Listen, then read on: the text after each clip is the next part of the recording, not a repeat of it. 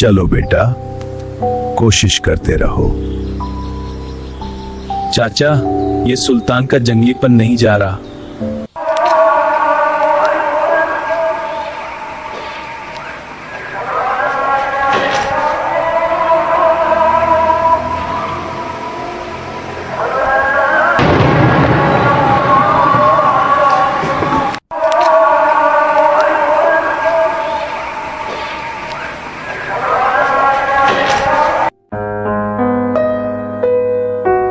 चाचा, सुल्तान जाग गया है। हाँ बेटा, बेटा अभी मैं उसे खाना देकर आया हूँ। मैं जब तक उसे काबू ना कर लूं, मैं सुकून से नहीं बैठूंगा। यस।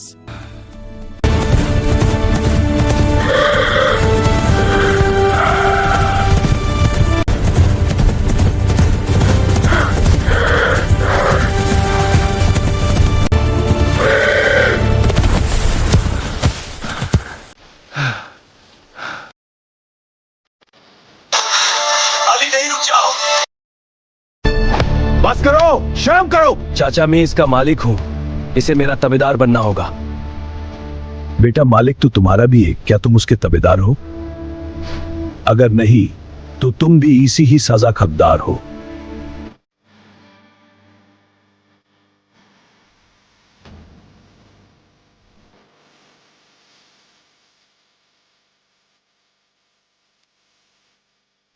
या अल्लाह, तू मेरा मालिक है और मैं तेरा बंदा हूं जो अब तक गाफिल था। मुझे बख्श दे, मुझे अपनी रहमत में जगह दे।